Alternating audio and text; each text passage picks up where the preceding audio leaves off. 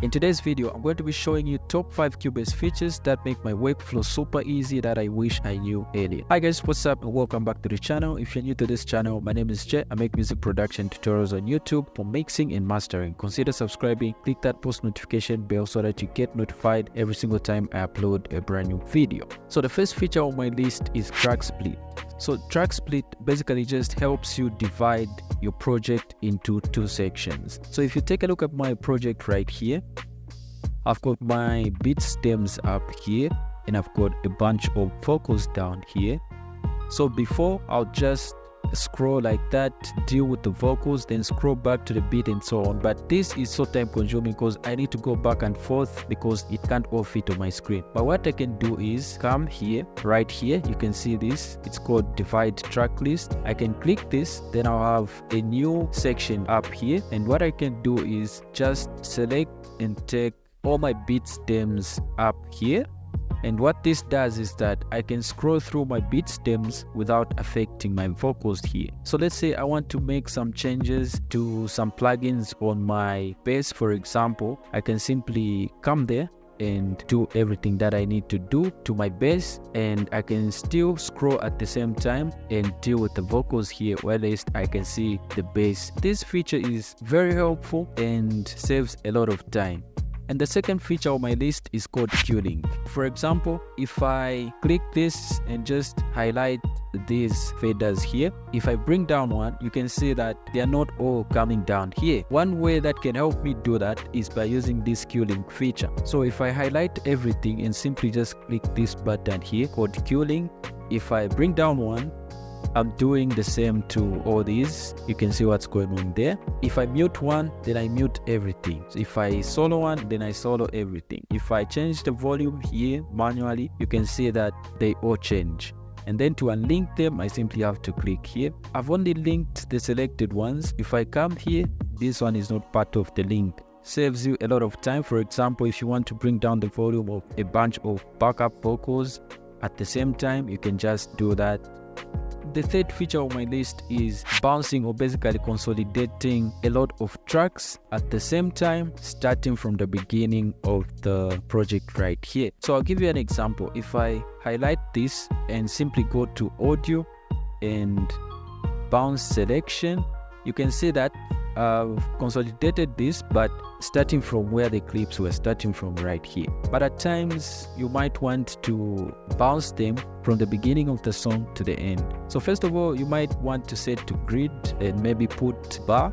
Then get these two, come to the beginning of your song and simply just highlight everything with these two up to the end, and go to audio, then bounce selection.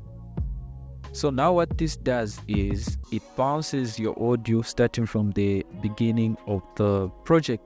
So you can do that for everything that you need. If you want to bounce everything, just do it for everything.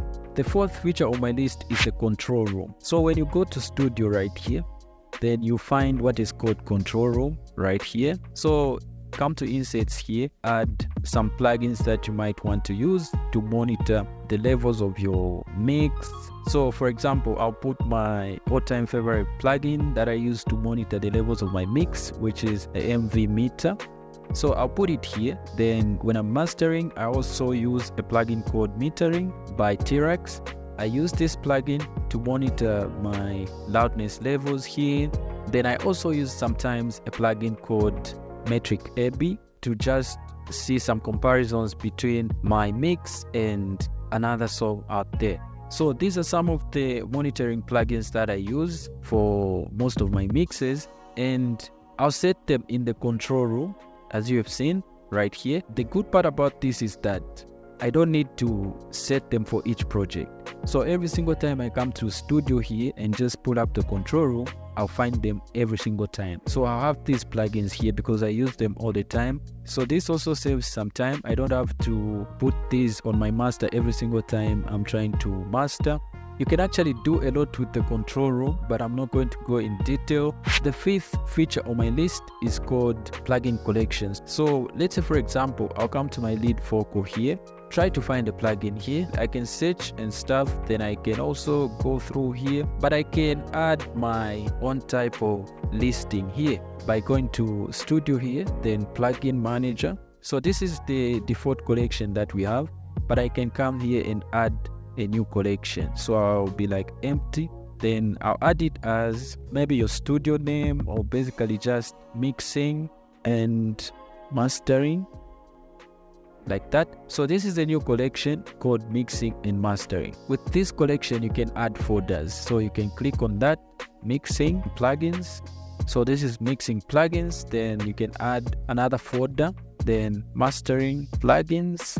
You can give them the names that you like. So if I click on this folder here, I can come here and choose some of my favorite mixing plugins from the list. For example, like the SSL, I'll simply get these and just drag them and drop them in there. So if I open this, I can find them here. And the plugins that I use for mixing, I can drop them here.